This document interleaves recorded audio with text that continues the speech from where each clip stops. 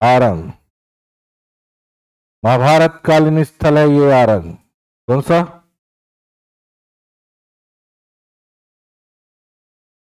महाभारत काल में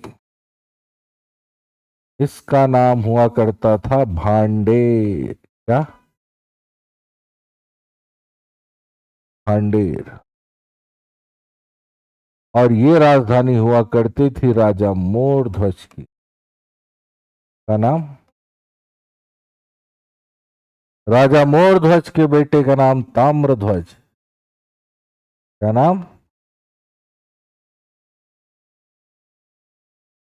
कौरव और पांडवों के युद्ध में पांडवों की जीत हो जाती है। होती नहीं होती? होता है ना। जब पांडवों की जीत होती है तो जो अर्जुन होता है, कौन, वो अश्वमेध यज्ञ करवाता है। क्या कराएगा?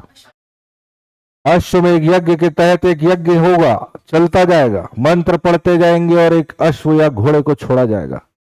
वो घोड़ा जिस जिस क्षेत्र से जाएगा वो क्षेत्र स्वतः ही उस अश्वमेध यज्ञ कराने वाले राजा के अंडर में आ जाएगा। मान लो यहां से जा रहा है घोड़ा, मैं इस क्षेत्र का राजा हूं, मेरे को लगता है कि मैं उसके अधीन काम नहीं करना चाहता या उस शासक के अधीन नहीं आना चाहता, तो उस घोड़े को रोकूंगा मैं और रोक करके उसको युद्ध के लिए बुलाऊंगा। युद्ध में जो जीतेगा वो सिकंदर। इस टाइप का। लेकिन अगर मैंने नहीं रोका, इसका मतलब क्या समझा जाएगा? कि मैं उस राजा के अधीन शासन करने के लिए तैयार हूं। समझ आ रहा है? अश्वमेध यज्ञ चल रहा है और घोड़ा दौड़ते दौड़ते दौड़ते दौड़ते पहुंच गया रतनपुर। कहां पहुंच गया? रतनपुर में इस मोरध्वज का बेटा ताम्रध्वज बैठा है, छोटा सा बालक, 16 साल का। समझ आ रहा है? रोक दिया घोड़े को। क्या किया? रोक दिया घोड़े को। अर्जुन आके देखता है, मूर्ख बालक, तूने कैसे रोक दिया इसको? क्या तुझे मेरे से युद्ध करना है? ताम्रध्वज बोला, हाँ मेरे को युद्ध करना है। समझ आ रहा है? अर्जुन फिर समझाता है, छोटा सा बालक, मैं महाभारत युद्ध जीतने वाला, तू मेरे बारे में जानता है कि नहीं जानता? मैं वही अर्जुन हूं जो महाभारत को जीत करके आया हूं। अभी भी समय है, तू वापस लौट जा और घोड़े को छोड़ दे, बोल रहा है। समझ आ रहा है? ताम्रध्वज बोलता है, मैं नहीं छोड़ूंगा, युद्ध तो करना है तो कर लो। जैसे ही अर्जुन बाण निकाल करके मारने वाला होता है, ताम्रध्वज बाण निकाल करके एक मारता है, अर्जुन बेहोश। इतना बड़ा युद्ध जीतने वाला छोटे से बालक के एक बाण में बेहोश। उठ करके देखता है तो कृष्ण जी सामने खड़े। किसके? अर्जुन के। तो अर्जुन को यह समझ आ जाता है कि कहीं ना कहीं इस पूरी घटना में कृष्ण जी का भी कुछ हाथ है। तो फिर अर्जुन बोलता है, भगवान प्रभु, आप मुझे क्या ऐसा सबक है जो सिखाना चाहते हैं? क्या ऐसी चीज है जो मुझे दिखाना चाहते हैं? बताइए आप। तो कृष्ण जी बोलते हैं, तुमसे भी बड़ा यहां एक दानी बैठा है, तुमसे बड़ा भी मेरा एक भक्त यहां बैठा है। समझ आ रहा है? अर्जुन बोलता है, ऐसा हो नहीं सकता भगवान, अगर ऐसा है तो मुझे उसकी परीक्षा लेनी है, उससे मिलना है और मिल करके परीक्षा लेनी है। अगर उस परीक्षा में वो पास हो गया तो मैं उसके चरण छूलूंगा और मान लूंगा मेरे से बड़ा दानी और मेरे से बड़ा शूरवीर और मेरे से बड़ा आपका भक्त है। तो कृष्ण जी बोलते, चलो ठीक है।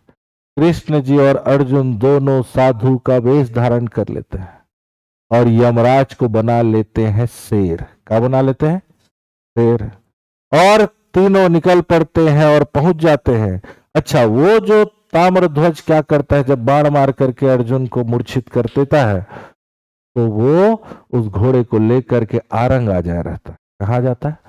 पापक दिखाऊंगा करके। समझ आ रहा है कि नहीं? दिखाऊंगा करके ले आता है। पीछे पीछे कौन आ जाते हैं? साधु के वेश में अर्जुन, कृष्ण और यमराज। यमराज किस वेश में? आकर के दरबार में खड़े होते हैं। मोरध्वज प्रणाम करता है उन तीनों को, साधु हैं। बोले साधु जी क्या चाहिए? अर्जुन बोलता है कि मेरा, हम बहुत दूर से चलते हुए आए हैं।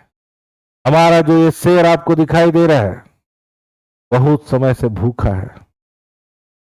इसे ऐसा मांस चाहिए जो अच्छे कुल का हो, कम उम्र का हो, साहसी और योग्य हो।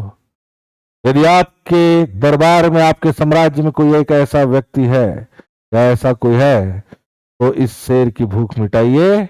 आपके बारे में हमने बहुत सुना है कि आप साधुओं को आज तक कभी खाली हाथ नहीं भेजे हैं।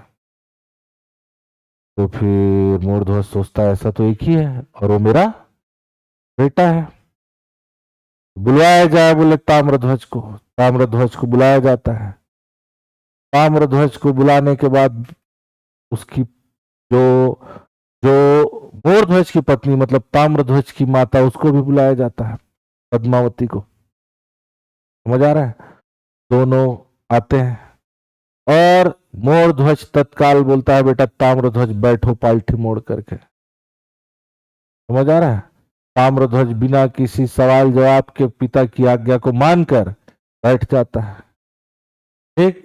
और मोरध्वज अपनी पत्नी को कहता है कि आरी लेकर के आओ, और उस आरी को एक साइड राजा और एक साइड उसकी पत्नी पकड़ती है, और उस जो ताम्रध्वज है उस ताम्रध्वज के अंग को ऐसे बीच से काट दिया जाता है। इससे आरी से अंग को काटा गया। किसके अंग को?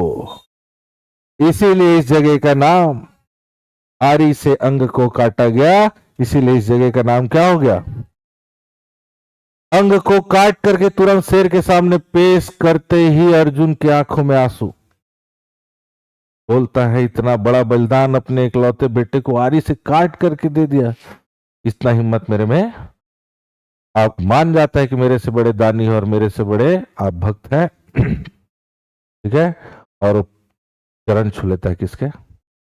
मोरध्वज के। ठीक। जैसे ही मोरध्वज नीचे देख करके ऊपर उठता है, सामने कृष्ण जी खड़े रहते हैं, साक्षात दर्शन देते हैं और तत्काल प्रभाव से उस ताम्रध्वज को वापस ठीक करके जिंदा कर दे। समझ आ रहा है? तो एक कहानी कहाँ की है? आरंग की, याद रखना। तो सर्च हो रहा है कि नहीं हो रहा है?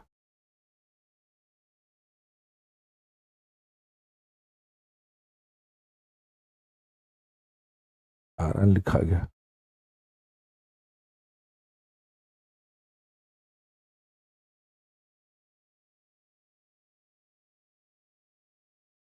लिखा है, याद रहेगा? कहानी याद रहेगा? ये देखो जो मैं बताया, दिख रहा है? मोरध्वज और पद्मावती किसको काट रहे हैं? कृष्ण जी का रंग कैसा? काला, नीला, सांवला। अर्जुन, और ये कौन बैठा है? महाराज। याद रहेगा? कहां से जुड़ा है कहानी? आरंग का प्राचीन नाम, क्योंकि आरी से अंग को काटा गया, तब से इसका नाम बनेगा। राजा मोरध्वज की राजधानी कौन? आरंग। राजा मोरध्वज की राजधानी कौन? आरंग। ठीक, याद रहेगा?